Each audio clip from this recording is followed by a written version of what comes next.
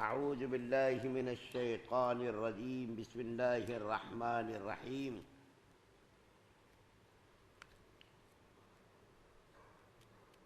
هو الذي جعل الشمس ضياء والقمر نورا وقدره منازل لتعلموا عدد السنين والحساب ما خلق الله هو الذي جعل الشمس والقمر ضياء والقمر نورا وقدره منازل لتعلموا عدد السنين والحساب ما خلق الله ذلك إلا بالحق قد فصلنا الآيات لقوم يعلمون. اللہ وہی ہے جس نے سورج کو سراپا روشنی بنایا اور چاند کو سراپا نور، اور اس کے سفر کے لیے منزلیں مقرر کر دیں تاکہ تم برسوں کی گنتی اور مہینوں کا حساب معلوم کر سکو. اللہ تعالیٰ نے یہ سب کچھ بغیر کسی صحیح مقصد کے پیدا نہیں کیا. یہ نشانیاں ان لوگوں کے لیے کھول کھول کر بیان کرتا ہے جو سمجھ رکھتے ہیں. سورہ یونس کی آیت نمبر 5 آپ کے سامنے پڑھی گئی ہے.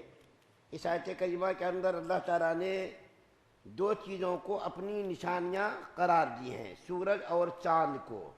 یہ سورج اور چاند یہ دونوں اللہ تعالیٰ کی بہت بڑی نشانیاں ہیں.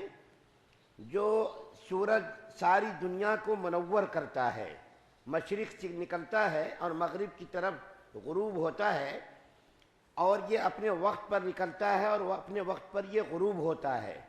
اللہ تعالیٰ کی نافرمانی نہیں کرتا ہے، نہ کبھی وقت سے بے وقت ہوا اور نہ کبھی اپنی مرضی سے نکلا. یہ سورج جب نکلتا ہے تو نکلنے کے بعد جب غروب ہوتا ہے تو غروب ہونے کے بعد اللہ تعالیٰ کے عرش کے سائے میں جا کر کے سجدہ ریز ہوتا ہے. اور یہ سورج اللہ تعالیٰ کو سجدہ کرنے کے بعد پوچھتا ہے کہ یا اللہ پھر کل نکلوں یا نہ نکلوں. تو اللہ تعالیٰ اس کو اجازت دیتا ہے کہ پھر سے نکلو تم. چنانچہ پھر دوسرے دن طلوع ہوتا ہے. لیکن جب قیامت قریب آئے گی تو قیامت کی 10 بڑی نشانیوں میں سے ایک بڑی نشانی یہ ہے، 10 بڑی نشانیاں قیامت سے پہلے ظاہر ہوں گی. ان بڑی نشانیوں میں سے ایک بڑی نشانی یہ ہے کہ یہ سورج مشرق کے بجائے مغرب سے نکلے گا، اور نکلنے کے بعد بالکل آسمان کے بیچوں بیچ آ جائے گا، اور اس کے بعد پھر اپنی مغرب کی طرف جائے گا، اور پھر اپنے حسب معمول جس طرح روزانہ نکلتا ہے پھر نکلنا شروع ہوگا. یہ سورج جب مشرق کے بجائے مغرب سے نکل جائے تو توبہ کا دروازہ بند ہو جائے گا. پھر کوئی نیا مسلمان بننا چاہے، اسلام کے اندر داخل ہونا چاہے، تو اس کا نہ تو اسلام قبول ہوگا نہ تو اس کی توبہ قبول ہوگی. مسلمان ہے تو مسلمان رہے گا، کافر ہے تو کافر رہے گا. اس کے بعد پھر کسی کی توبہ، کسی کا اسلام قبول نہیں کیا جائے گا.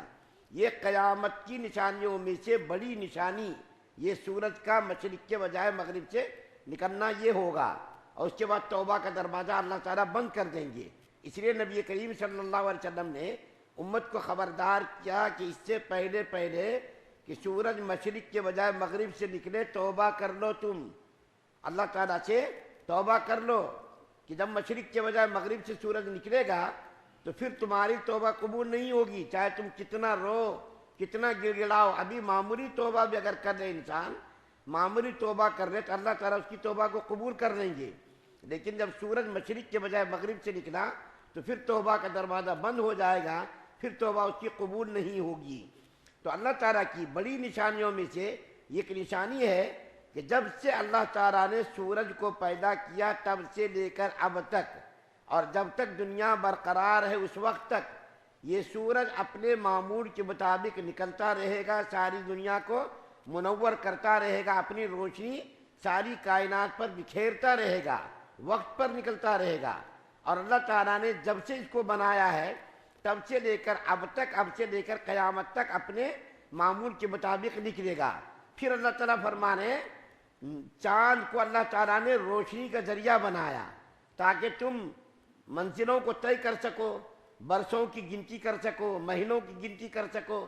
دیکھیے اللہ تعالیٰ نے یہ چاند کو جو پیدا کیا، اسلامی تاریخ کا تعلق چاند سے ہے، اسلامی احکامات کا تعلق چاند سے ہے۔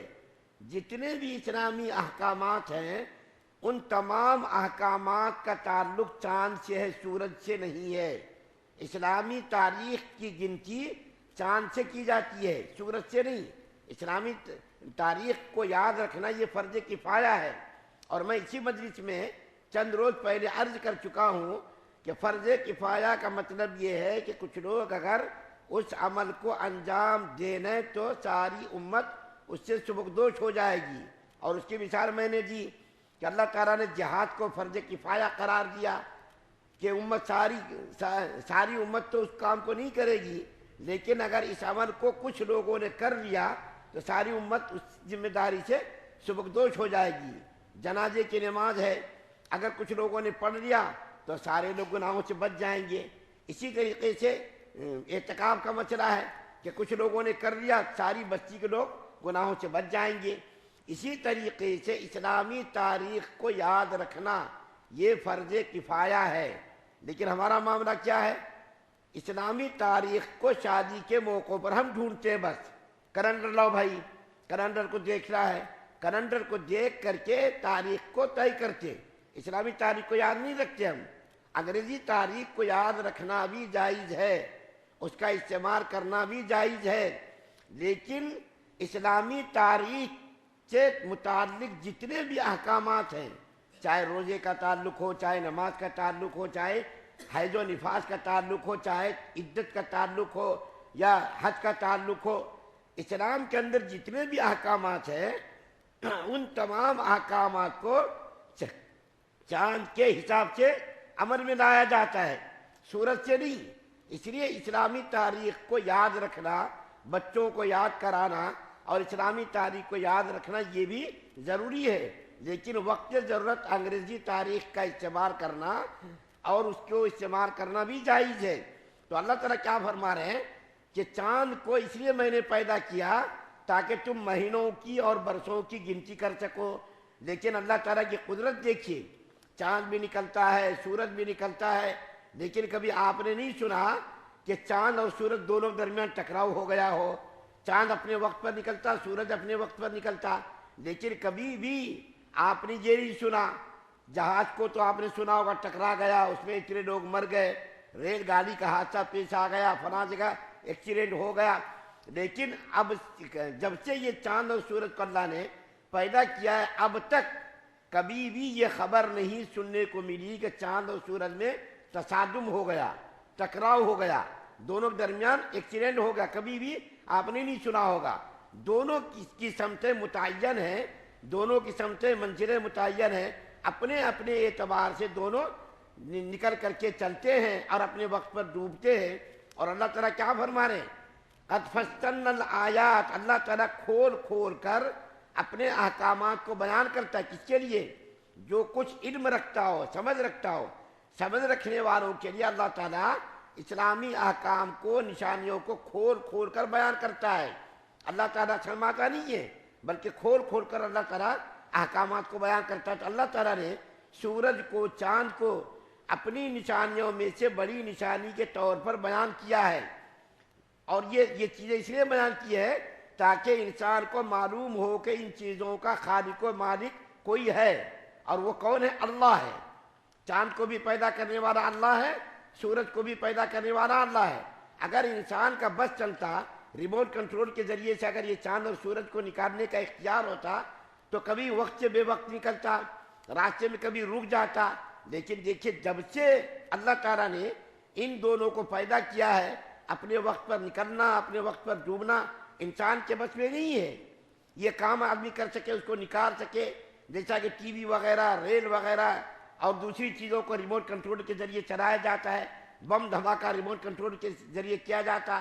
اگر یہ انسانوں کے اختیار میں دیا جاتا تو کائنات کا نظام بالکل درہم برہم ہو جاتا، نہ تو سورج اپنے وقت پر نکلتا، نہ چاند اپنے وقت پر نکلتا، اور یہ دونوں کبھی تصادم دونوں درمیان ہو جاتا تو اللہ تعالیٰ نے دونوں چیزوں کو بطور نشانی کے بیان کیا ہے. اور اللہ تعالیٰ کیا فرماتے ہیں؟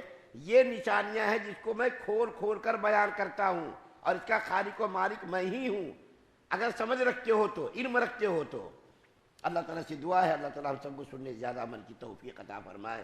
سبحان اللہ بحمدہ، سبحانک اللہم وبحمدک، ونشہد ان لا